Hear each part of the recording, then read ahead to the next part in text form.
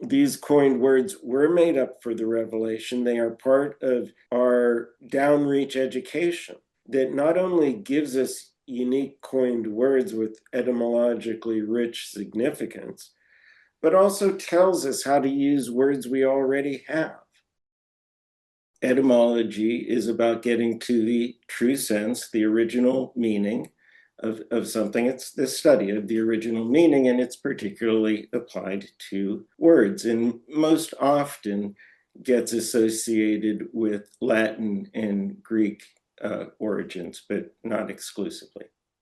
We're going to consider first coined words as a tree in the forest of clues. What do I mean by that is that the Urantia book is filled with clues about how to integrate the teachings with the world around us, with our history, with our contemporary situations, all kinds of different things. And so I'm going to talk a little bit about that general context. And then we're going to shift into really the first topic of etymology, which, and it's a real macro level approach to this, that has to do with the Andonic tongue. And just to give you a quick, immediate insight into how some of this works, notice here with the word tongue, it begins T-O-N. And we have words like Salvington and Divinington. And if you add a W to T-O-N, you have town. But if you take off a G-U-E, you relate it to tongue. And the universe is functioning on a harmonic exchange. Like harmony is the language of the universe, we're told. And so already I just want to introduce you to the type of creativity that goes into trying to do etymological work. Does T-O-N stand for town or tongue? Is it really even an either or question? Etymologies are like translations and like music, and you just saw an example of that there are interpretive ways of doing etymologies. It's off of an objective foundation. We have a subjective relationship to it, and we can get creative with it. And so we're going to touch on that subject a little bit. Then we're going to go on to etymologies and outreach. What does it mean when we bring up the Urantia book, and we've already started with an etymological curiosity, a word that's not in the dictionary. Then after setting up this sort of broader and macro level relationship to the topic, we'll get into the specifics. And the title of this particular talk, Urantia Earth, will be discussed, and also Paradise Havona Heaven. As long as we have time, I'll get into orders and groups and other types of or other examples that I just particularly enjoy as etymological examples as time allows. So moving on, let's consider that the revelateurs give us all kinds of opportunities to integrate the Urantia book with the world around us. And most of you, of course, that I've been fond of the way that history is getting verified by new discoveries and scientific advances. And we can be reactive to that. I'm like a reactive person. People like Robert Sarmast have been proactive about it. Hey, let's go to a site, see what we can find there, and try to work it from that angle. People get involved with physics and chemistry and astronomy in ways that are beyond me, and they're really important. And that's one way that the Urantia book invites this integration. We know out of all of the quotes that the Bible's referenced more than anything else. Plus, there's other quotes. So anything quoted is an invitation by the revelators to integrate our understanding of the Urantia book with the world around us. Human Sources, of course, creates its own field of study, and coined words have their obvious etymological roots. And so this brings us into the history of language. And so I just want to, from the outset, point out that etymology is just one of the clues, one of the ways that the revelators drop oh so many clues to help us understand what they're trying to communicate, how it relates to the world around us, and even, what we might do about it. So, regarding our Andonic tongue, before the extensive dispersion of the Andonic clans, a well-developed language had evolved from their early efforts to intercommunicate. And this language became the word of Urantia, the tongue of the early human family, until the later appearance of the colored races. Then at 7422, the tongue of Eden was an Andonic dialect as spoken by Amadon. Ban and Amadon had markedly improved this language by creating a new alphabet of 24 letters, and they had hoped to see it become the tongue of Urantia as the Edenic culture would spread throughout the world. Adam and Eve had fully mastered this human dialect before they departed from Jerusalem, so that this son of Andon heard the exalted ruler of his world address him in his own tongue. Now, what I want to especially point out here is that there's a certain continuity. We have one humanity, Andonic, and the language develops, and then the Sangic races develop, mutate, and they develop their own languages.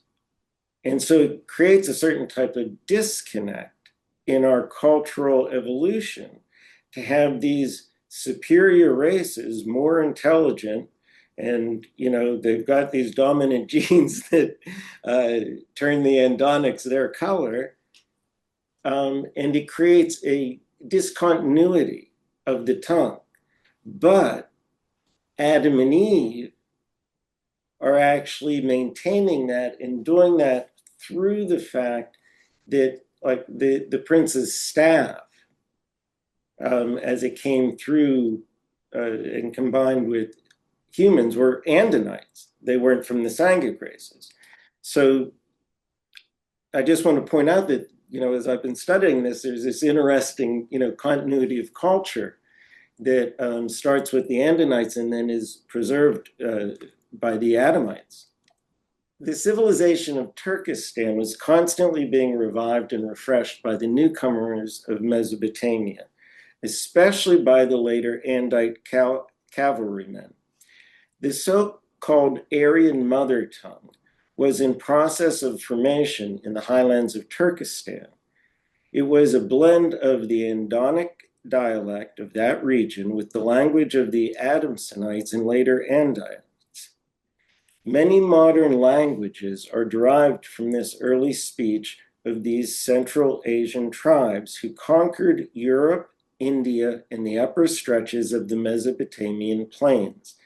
This ancient language gave the Occidental tongues all of that similarity, which is called Aryan. So notice here, we've got the use of the word Aryan and so-called Aryan. The word Aryan itself has changed over the last 100 years. And so it's changed since the publication of the Urantia book, since it was being written and formulated. It used to mean, as we can see here, well, let's start at the beginning. First of all, Aryan, the etymology of it comes probably from Iran and maybe Aran, Ireland. And so so-called may have to do with its etymological roots being, quote unquote, Iranian by etymology. But importantly, what we notice here is that it encompasses all of the areas in Central Asia, east of the Caspian Sea and north of the Hindu Kush and the Parmesan Mountains, and to have been the stock from which sprang the Hindu, Persian, Greek, Latin, Celtic, Teutonic, Slavonic, and other races. Okay, so Aryan used to mean Proto-Indo-European, but today it just means Indo-Iranian. So if you're ever having conversation with people or you come across this in the modern context, you need to understand that the Urantia book uses the word Aryan with respect to its original meaning, or certainly in the time period it was written, and that includes Europe. And today that is not part of it. Today we just say Proto-Indo-European, and when Aryan is used, that means Iranian or Indo-Iranian. So, with all that being understood, we then move forward to the hope of the Andonic tongue. 52-310, the post-Adamic epoch is a dispensation of internationalism with the near completion of the task of race blending, nationalism wanes, and the brotherhood of man really begins to materialize.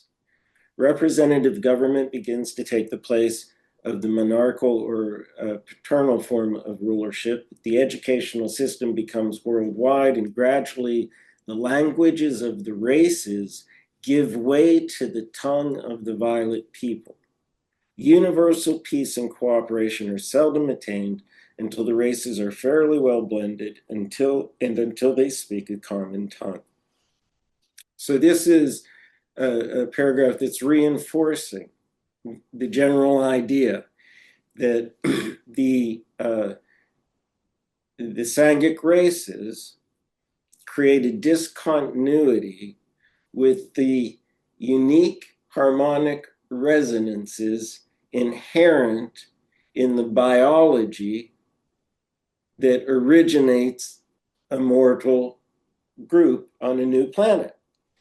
All right, so I just want us to, take a moment to really consider this from a musical perspective, from a harmonic perspective, right?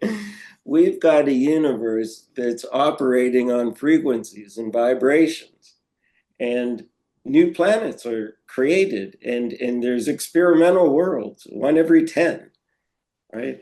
And new things get going.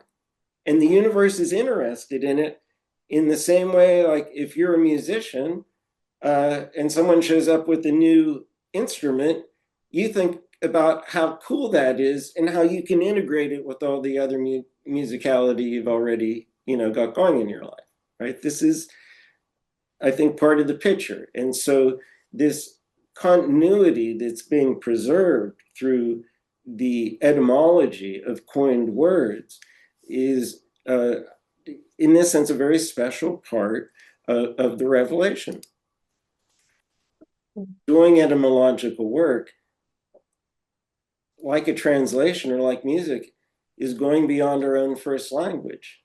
So I just think it's interesting to note that this goes on, and then when we expand on what that means, we notice that sure, there's like a foundation of objectivity in certain ways. There's this language, there's that language, there's musical notes, there's meter, there's all this structure.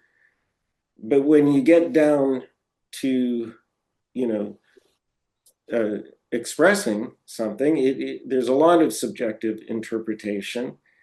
And beyond that, there's even opportunities for creativity that go beyond the subjectivity. And we're going to see examples of that in particular as we get further into the presentation and I get into some specific etymologies. Let's look at the etymology of Sangic. One of the ways that I have fun with all of this is to create a sentence, syllable by syllable, that explains the etymological meaning of a coined word. The genetics, so here for Sangak, the genetics that make all of humanity bleed red now blooms with a diverse arrangement of life-enhancing possibilities. So the first half, of course, goes with the SANG, and the last half, or the sentence with the IK. And we notice when we get into an etymology of that first half of sanguine, we had the obvious association, the blood red. But until you really do an etymology and get into the nitty gritty of it all, you might not be cognizant of how it relates to cheerful, hopeful, and confident, or how there's this peculiar old medicine that springs from an excess of blood as one of the four humors.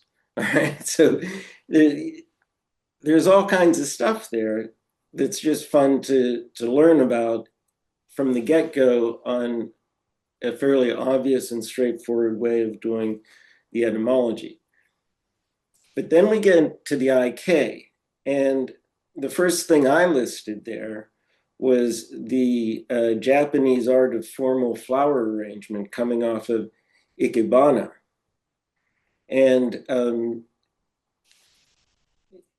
you can see how from the Japanese, we have a association with this that seems to relate very powerfully to what's going on here. It's the flowering of the Andonic genetics into 6 different, colors, right? And the work of learning how to individuate those and make the most of them, and then bring them together harmonically, hopefully more than disharmonically. So the Japanese gives us a much more powerful relationship to it than the Middle English ik, or IK or ICK, which just has to do with the nature of being, made of, caused by, similar to. It's very, functional, right? But not poignant like Ichabod. So this is where I hope that the revelators, were leading us into this type of broader understanding. I'm not just entirely making things up, but who knows, right? We just have these coined words, and we get to make of it what we want that way. Etymology as an outreach opportunity. I did work for some years with the Historical Society, and so I'm pretty familiar with a lot of Urantia book history. And I have never found anything that I recall. I'm not saying it's not out there, but I don't remember anything about why the Urantia book was called the Urantia book as compared to the fifth epochal revelation, the Urantia papers. Come up with any title you want. There's this question of why call it the Urantia book. Did the Celestials have some conversation about that? Were they directive about that in some way? I don't know, but it's a fun conversation just as an intellectual exercise. So, I want to encourage that much. Going beyond the intellectual exercise, we've got the practical relationship to it. The title of the book is a conversation starter. How do you pronounce that? How do you spell it? What does that mean? It's begging for an explanation.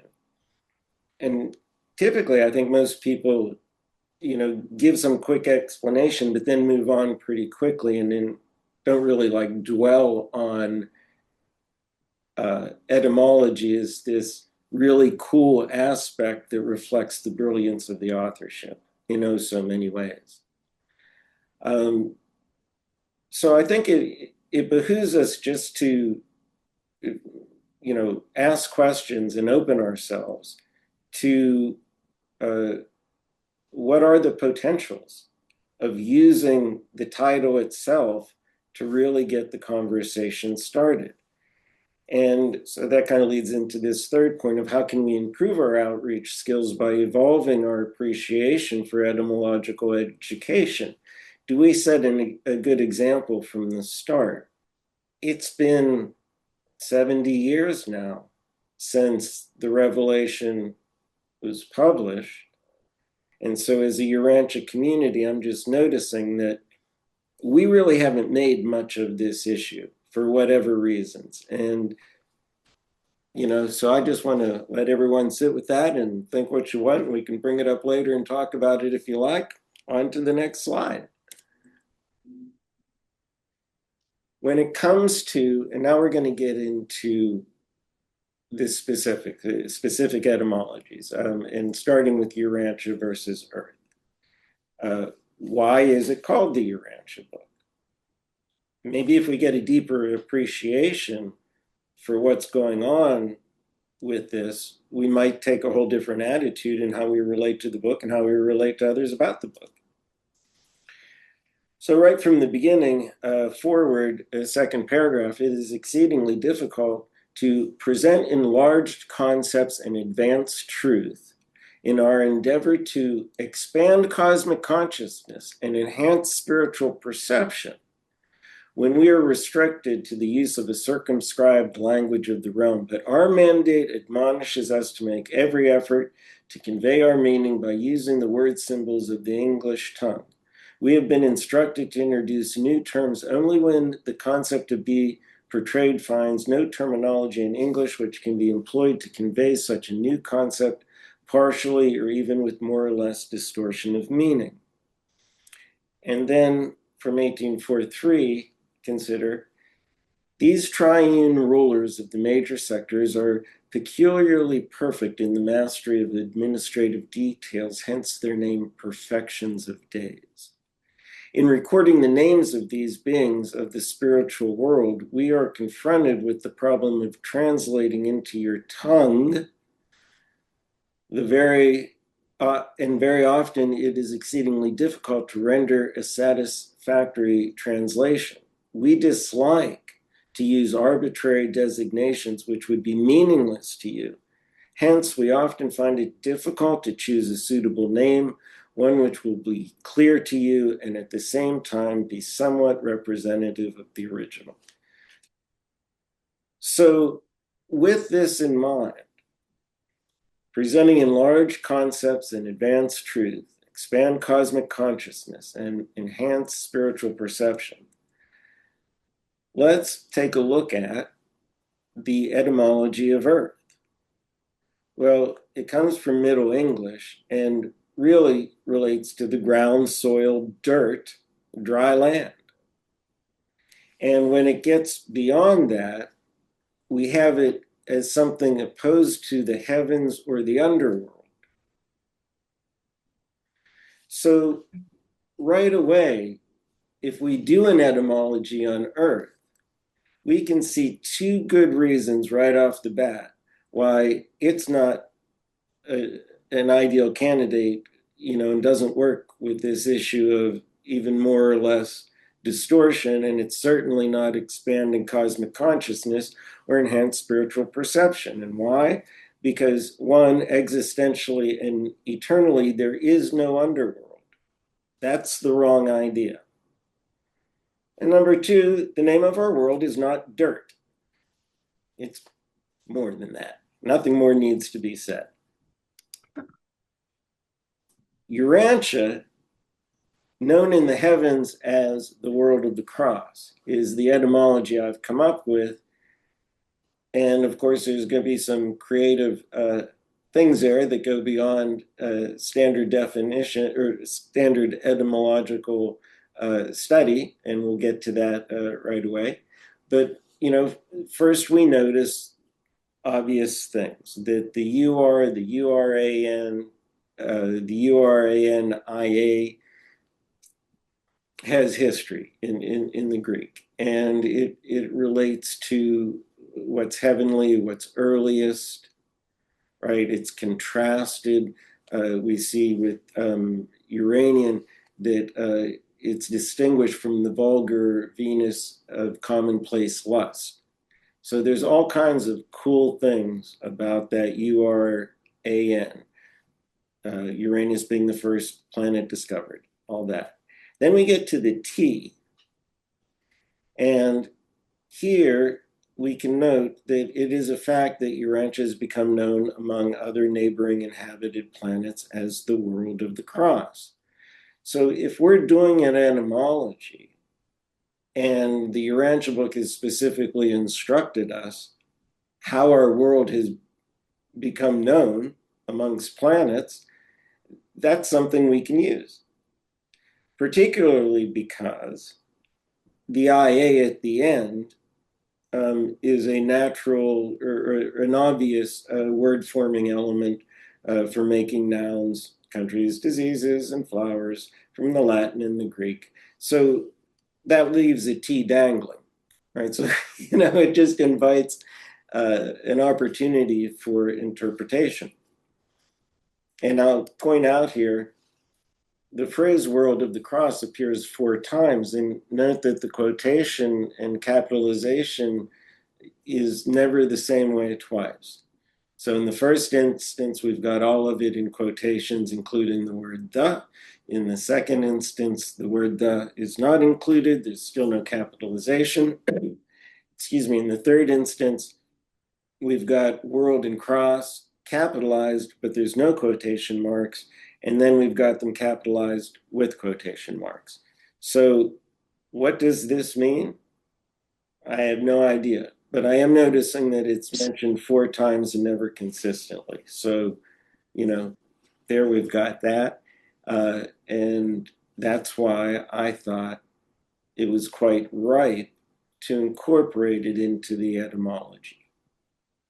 With this many instances of mentioning it and the peculiarities of how it's done, why not? So now I want to move on to heaven versus Havona. And let's look at how heaven is used and notice that it gets very specific in some certain ways, where the heaven universe and heaven of heavens, universe of universes cannot contain him. We see coming up very early in the 3rd paper. Then in paper 15, as the term heaven has been used on Urantia, it is sometimes meant these 7 mansion worlds, the first mansion world being denominated the first heaven and so on to the 7th. And then by paper 48, we have, you should consider the statement about heaven and the heaven of heavens. The heaven conceived by most of your prophets was the first of the mansion worlds of the local universe. So your wise men saw the vision of the greater heaven, the heaven of heavens. Okay, but I just really want you to appreciate the language. You should consider this statement. Okay, and then going on finally, in the times of Jesus and from Jesus, when I have returned to live in you and work through you, I can the better lead you on through this life and guide you through the many abodes in the future life in the heaven of heavens. So right away, we see that this is a complex subject relating to heaven. And so for Havona, they needed something for a particular place, but why Havona? And I had a terrible time with that. But when I was confronted with doing this presentation and just thinking on it again, I remembered that there was this being Vivona, and Vivona rhymes with Havona. So I thought, well, shoot, if I could come up with something for Vivona, maybe that's going to give me a shot at coming up with something for Havona too. So I'm looking at Vivona, the souls of peace. Although these angels were largely thwarted in their early efforts on Urantia, Vivona, the chief of the souls of peace in Adam's day, was left on Urantia and is now attached to the staff of the resident governor general. And it was this same Vivona who, when Michael was born, heralded to the worlds as the leader of the angelic host, glory to God in Havona, and on earth peace and goodwill among men. Well, that's not a bad start for if you're trying to figure out what bona means, I figured. So can work with that. This living outpost of peace, who is consecrated in God's service, is the salt of heaven on earth. I start to look, the VE gets to vedette. Mounted sentinel placed in advance of an outpost. Well, we can work with that. Votary, one consecrated by a vow. Again, easy to work with. And here's where it gets fun. Na is a chemical symbol for sodium. Okay. Salt. Yes. And salt, well, that's sodium chloride. And that's interesting to note. That's what salt is. But when you get down to it, what the body needs is sodium, not the chloride. So the real nutrient value is with the sodium. And we have interesting statements in the Urantia book about all of this, of course. The so-called Sermon on the Mount is not the gospel of Jesus. It does contain much helpful instruction, but it was Jesus' ordination charge to the 12 apostles. It was the master's personal commission to those who were to go on preaching the gospel and aspiring to represent him in the world of men, even as he so eloquently and perfectly was representative of the Father. And then, and I just love this part, from 140, 2 paragraphs later, we get, in Jesus' time, salt was precious. It was even used for money. The modern word salary is derived from salt. So here's the Urantia book actually giving us a little etymological nudge on the issue. And so that just seemed perfect. So we're still left with ha. What's up with ha? Well, as it turns out, ha is an abbreviation for hectare, which is the basic unit of geographical measurement. Just to mention, paradise refers both to the place where sanctified souls are believed to live after death, as well as the Garden of Eden. So I think because paradise has such a broad interpretation across realms, basically, they wanted to just leave it be, because eventually we're supposed to get into obscenity or whatever, the whole evolving time-space universes are perfecting, and it's all going to somehow get it harmonized, if you will, in new ways. I think that's why Havona was kept in place. So the closest system neighbors, I just wanted to mention, like when it comes to etymologies and trying to get what are they trying to tell us, we have these situations come up where they name the closest neighbors. They don't say much about it, but you get a bunch of names. And they're like, what's up with that? What am I supposed to do with these names of closest neighbors? And probably do an etymology, what I'm guessing. So, our closest system neighbors. Sandmatia. The rough edges get sanded down as the process of maturing perfects these time-tested souls of this system. One thing I just want to mention about this, because we're going to get it in relationship to the next word, is we don't tend to say Sandmacha or Asancha, or maybe some people do. But I think losing the TIA sound is peculiar, and I'm not sure what's up with that. So I just want to throw that out as a little tickler of ideas. Next system, Asantia or Asancha. All aglow is how they roll in this system. Perosia, drinking the cup, potion, think potion, of solemn supplication defines the culture of this system. Did you know rogation means solemn supplication? I didn't, but I do now. Sortoria. There is a collective destiny for what originates in this system. You can see sort is a collection. Here's one I want. Okay. Rantulia. The leadership of God's inner guidance. Rant, being the ultimate religious experience, defines the culture all of this system, IA. So going on a rant actually has a relationship to following God's guidance, etymologically speaking. And if you go to the etymology page on my website, you'll see how that plays out, in detail. But that's a fun one. And then you can see the UL relating to ultimate.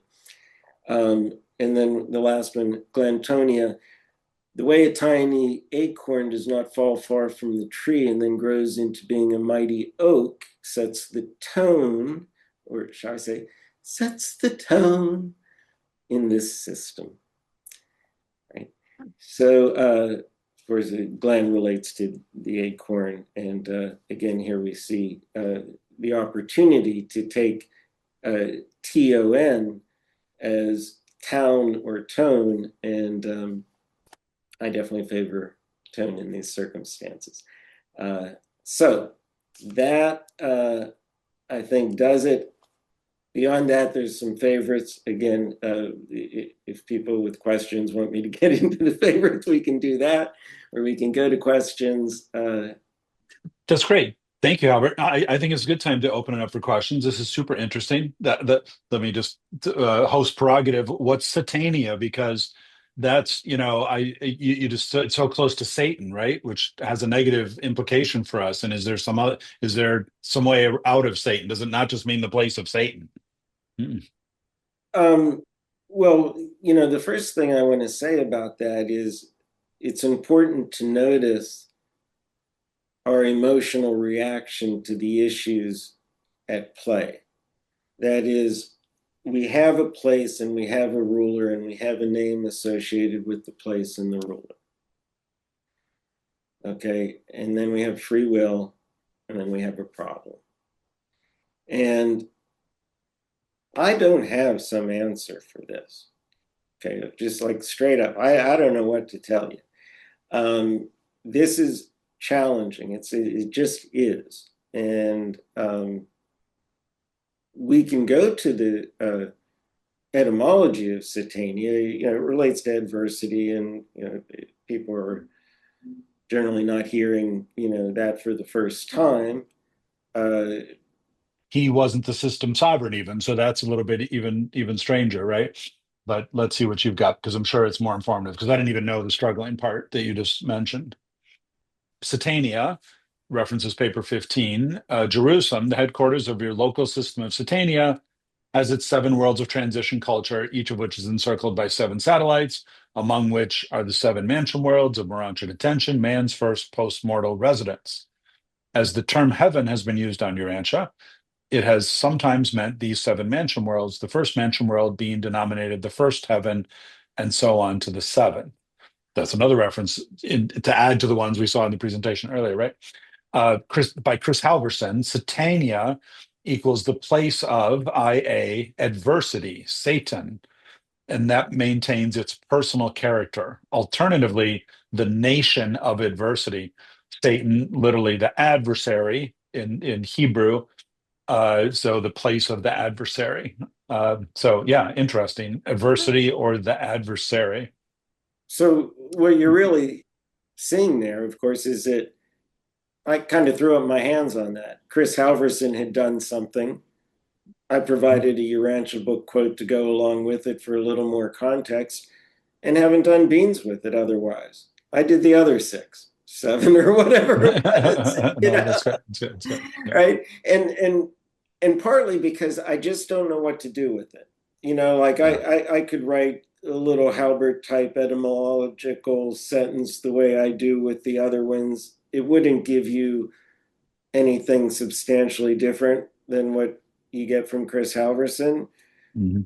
or I've just, been lazy and haven't prioritized it yet or something. Well, for those other ones, you took the little smaller pieces of the word than I think most of us would naturally think you can work with, right? Like maybe sa and tan, get you somewhere totally different. I don't know.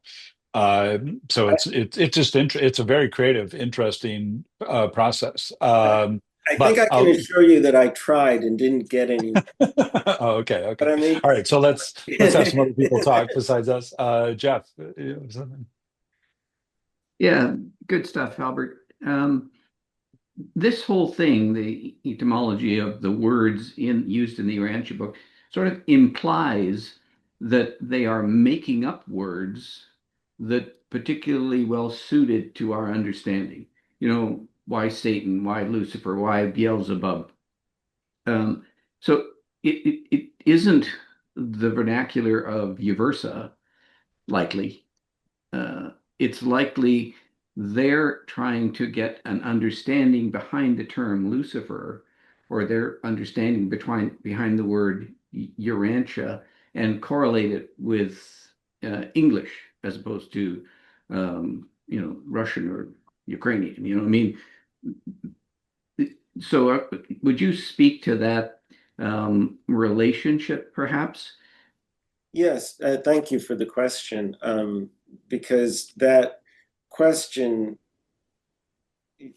gets us to the broader issue, I think, which is to say that it's it's not so much it's not the English tongue so much, even though that phrase may come up. The English language is used because of the politics of the day, I suppose, right? And how much it was already in place or headed in that direction for air, land, and sea and commerce and these various practical reasons. But what they're really doing, and in a larger sense, is helping us appreciate and preserve and expand on and again creatively learn how to use our Andonic tongue. Right. So it happens that English, along with other, European languages and others, across the Proto-Indo-European stretch, as is spelled out for us specifically in the 1913 definition of Aryan, and specifically in the Urantia book text, right? Like all of these are preserving the Andonic tongue. And I think that's the bigger issue. And this is what there is to celebrate. Like when it comes to what good is the Urantia book and why, and what are we doing with this anyways, and how is it supposed to unify and harmonize everybody?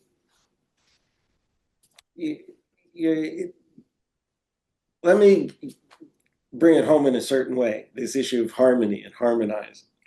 As some of you may know, I'm planning a trip to Georgia, the nation of Georgia, not the state of Georgia. So I've been studying the Georgian language a bit. And one of the things that I learned about the Georgian language is they don't use all the vowels that we use. They just don't use them. Now, what is the nature of a vowel versus a consonant with relationship in relationship to music? The vowels are what we sing. I, E, A, O, I, E, this is what we sing. They don't sing I or I. It's not in their vocabulary. That is a constriction on the creative potentials of a culture from one perspective, right? So there's a lot of ways to look at these issues that I'm just tapping into more and more all the time. And one thing, I forgot to mention at the beginning of the discussion that I wanted to highlight is that all of these different ways that the authors, the revelators, give us clues to relate the book to the world around us. All the, like I talked about, the UB the News type work of finding out how the history is validated, the human sources, the biblical sources, the etymologies, the astronomy, physics, chemistry. These are evolving things. These are things that really take time. And, there's not always a quick answer to it. And it often takes a lot of different efforts. And we just kind of, are rolling into it the best we can. And so, that's kind of how I see these etymologies and what there is to do with them. Mm-hmm. Thanks. Larry. Yes, a few of you know that I was in the forum a little more than the last year of its existence. I'm a second generation reader, and my dad was in the forum really almost all the years that it existed, and then it became the First Society. But anyway, he was the only one in the family who was in the forum for several years. Then he got my sister, Carolyn Kendall, in late 1951.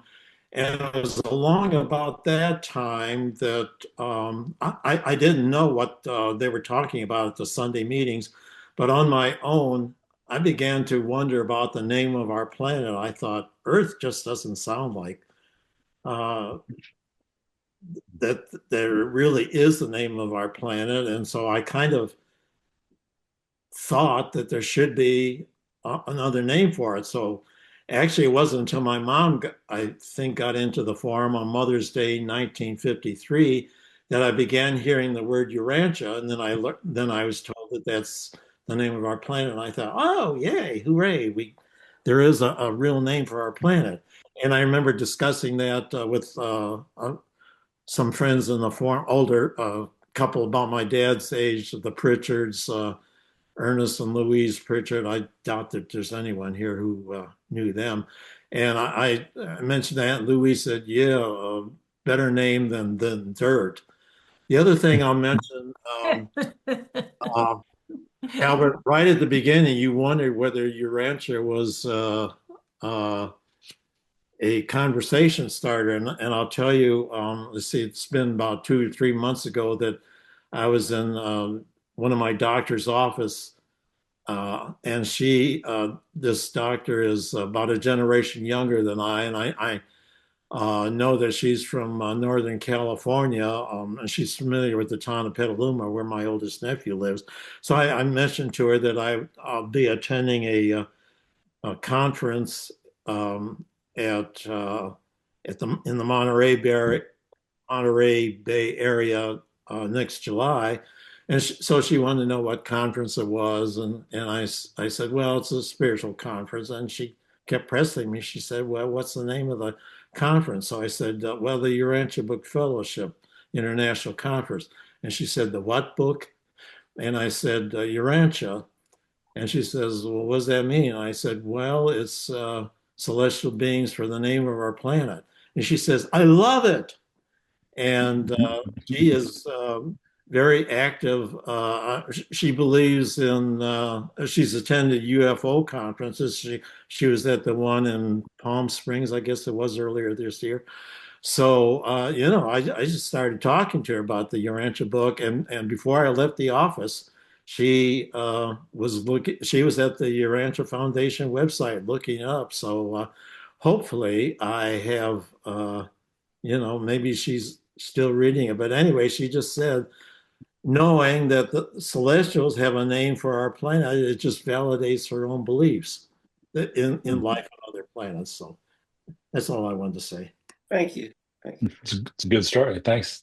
I just want to, take building off that to kind of reemphasize that, what I got out of this recently, and it's recent etymological work for me to look up earth and try to relate that to Urantia and why the difference.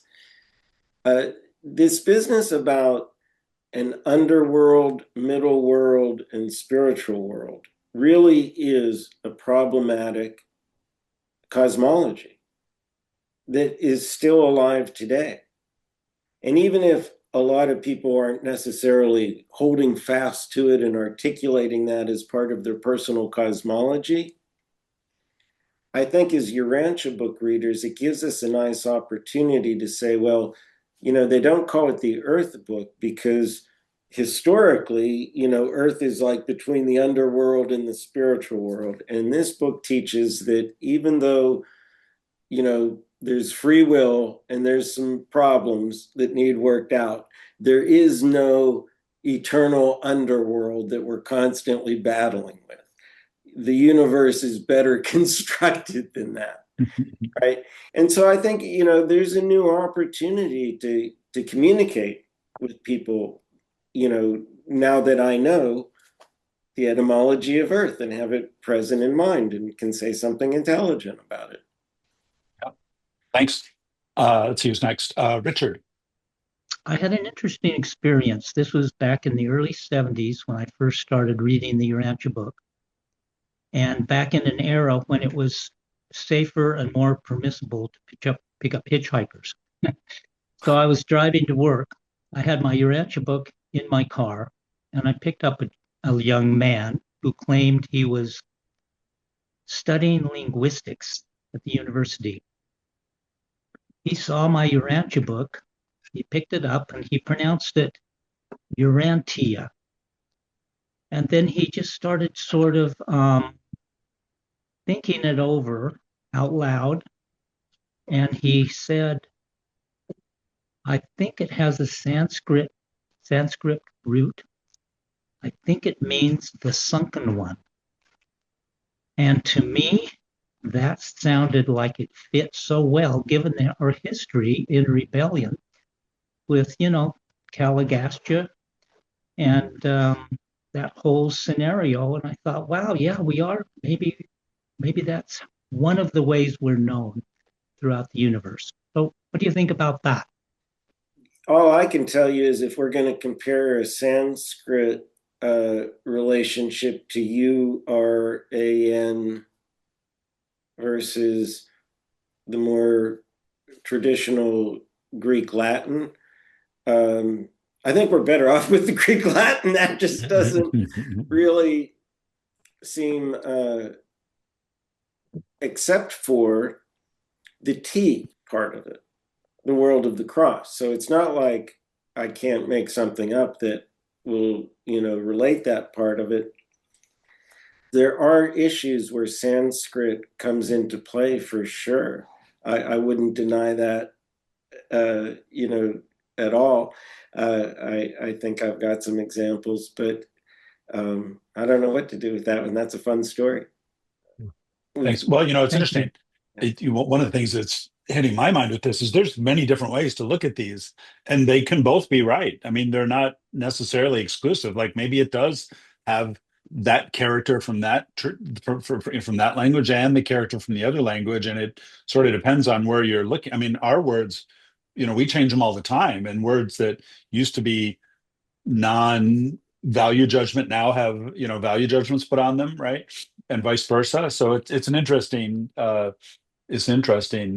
But anyway, this issue of right and wrong versus creative options is right. a wonderful challenge to address ourselves to, because right. It's not easy and straightforward. It's not as though we can just dismiss,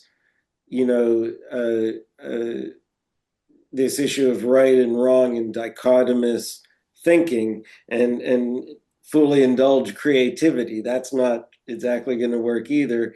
We need to have it grounded to some degree. And yet, etymology is something that has an extraordinary amount of creativity. And obviously, when we're trying to synthesize the challenges of this world with the perfection of paradise, It might get a little convoluted, just saying. It might. Right. Yeah. Yeah, no, it's super interesting. Mark. All right. When I heard about this topic, I got interested in these words that were introduced to us. Now, the word Urantia obviously was before there was any rebellion or this world was even known as the world of the cross. So the origins of these words came before there was any problems.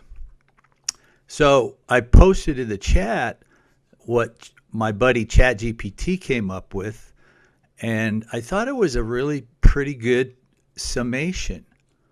Realm of beginnings and becoming, which is so descriptive of what's happening on Urantia. That's the purpose of an evolutionary world. Beginnings and becoming, and progressing up to the worlds of light and life. And some of the things that are happening, a lot of the stuff in the UAP and UFO discoveries are kind of bringing that consciousness of their superior beings in the universe. I don't know how many of you guys follow that, but there's been some testimony by government employees who have witnessed these things, pilots and other people, and some of these operations that, how are Urantians going to integrate some of those ideas? But maybe that's a way that they're using to introduce Urantia to the sovereignty of the universe, of the Universal Father. And there's the pure spiritual line also with there's another movie I just saw last night about the influence of Christian music. And we know music in general has a tremendous power to influence people's spiritually and intellectually. So I like to look at all the methods that the Most Highs are using to bring Urantia into a state of acceptance of the divine rulers in the universe, the Most Highs. So, well, I would like to mention, that Byron Belitzos, of course, is known for doing a lot of outreach to people who are into UFOs and aliens, and has for a long time, and has been going to those Contact in the Desert conferences for a number of years. And as I recall, what he says is, when talking to those people, their belief in UFOs becomes a way to say, well, those beings from other worlds, they've written a book, right? There's a spiritual component to all this. We're not in a materialistic universe. And the UFO community is not necessarily much for or against that specifically. So because they're not against it, you get to say it. You get to say it with authority, right? Because there is no authority in that community. And if you're going to try to come up with something authoritative, right, like what they do, well, look at this video, listen to this person's testimony. Well, in this case, we get to say, here's a book. Like, you don't have to question about what it is or the authenticity of it or anything like that. And you don't have to worry about where it came from because no one claims to have written it anyway. So, hey, yeah, mystery solved. It's just a mystery. I think that works. And the fact that the UFO community uses so many coined words, can be something to leverage. Right. Thanks. Joanne. I think about translations. And, the revelators, they tell us it's so difficult to render a satisfactory translation. Well, imagine how they grappled with it. So now we've got this in English, and now we're trying to translate it into other languages. And I think I can't even imagine, how daunting that is. But I do know that that there has been developed a term list, and it'd be very interesting to look at the term list and see how that overlays with some of the etymological The term list being the words that you don't want to try and translate, but you want to keep them unique to the book? Well, I think it's a little of both. I think it's the unique words, but also just things that have to be consistent. Okay. So, yeah, and I just wondered if you had some comments about that. Just the challenges of translating this book. Thank you for bringing that up in relationship to etymology, because etymology is has a unique relationship to translations, in the sense that I'm going to assert you cannot translate a coined word.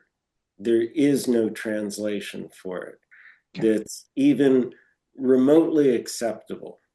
And the reason for that is because there is etymological significance to the coined terms. And this is obvious enough. And so as a point given, then what we're left with is, if you do either some type of phonetic thing or in any other way, just change it to make it flow with the language being translated into, then you've chosen to strip the word of its etymological roots. And you just stripped out on a certain level,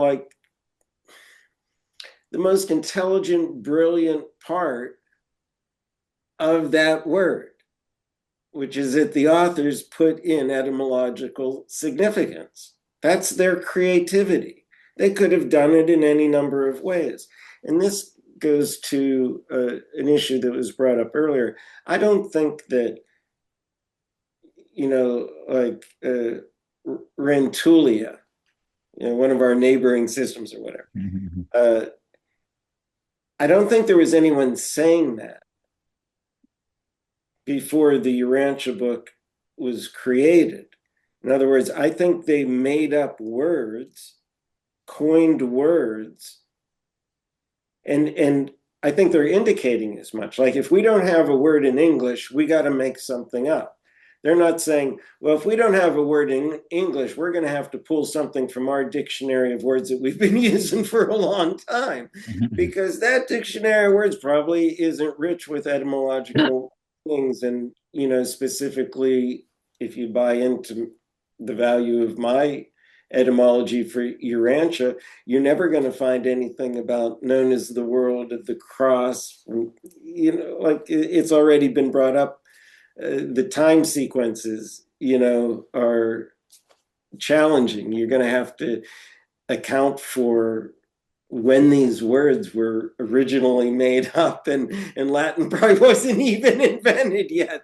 So it just becomes a terrible problem. And I think the obvious answer is that these coined words were made up for the revelation. They are part of our downreach education that not only gives us unique coined words with etymologically rich significance, but also tells us how to use words we already have.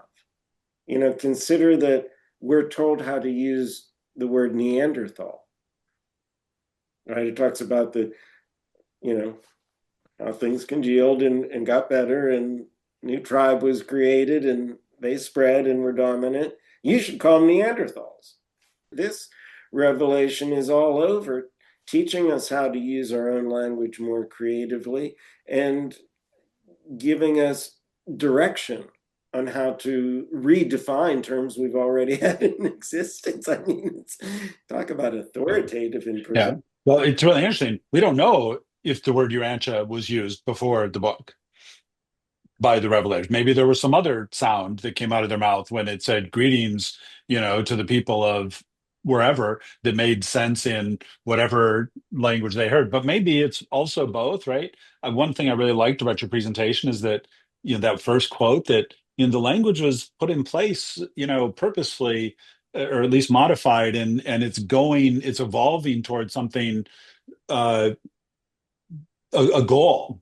And maybe, again, both things can be true, that it does have meaning in the outside, and our language is gradually converging a little bit to that. But anyway, I'm sorry, we're almost out of time. Let me get to the people who haven't spoken. Darlene.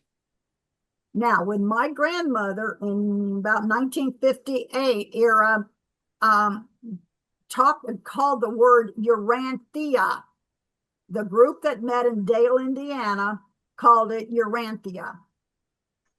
Okay, and so years later, when I discovered the book on, again, that was spelled that way, and etc., it was being pronounced Urantia. So what does the word, or how did the word TIA go from the TIA sound to the SHA sound? And that's again an entomology, I guess, dynamic of search. When do our words change meanings and enunciations and pronunciations for us to be able, and it gets us confused sometimes. Yeah, pronunciation is a whole different thing, right? A lot of foreign speakers, when they come to the word first, they say tia because they just don't have the same sound we do, but it's the same word. Well, I just want to comment quickly. I think the foundation put out printed literature, A pronunciation guide, yeah. CHA pronunciation. So it was formalized that way, for better, for worse, for right or wrong. I don't have an opinion on that. I don't know what to tell you, but I do have that awareness, as you seem to also. Yeah. Okay, great. We're out of time, but just real quickly, Jan, since you haven't spoken before, do you have some thoughts? Just one thing. Maybe we could look historically. Let's say city of Ur in Mesopotamia, when Adamites are, or why is God Ra Urantia? Things like that can give us a clue of the basis of the words. But this program is great. Thanks. Yeah. Thank you very much. Mark, do you have just a real quick thought, like Real quick. 5 seconds? That's all you get. 5 seconds. There's a lake called Lake Van in the region where a lot of this historical events the book place. says that's his name. That's named for him. And you got to think he was a human that lived 150, 200,000 years, and a lake is named after him in a region where all this stuff went down historically. All right, everybody. Thank you so much. Thank you so much, Halbert. This was super interesting. I wish we could go on and on. Maybe we'll have another follow-up session, but I'm sure this will inspire lots of people to think about this topic, to visit your website and come up with more. You could do a lecture on any one of these words in the book, right? You could do a whole analysis from what it means to where it came from. I mean, it's a great thing, and we do have a lot of work to do on this topic.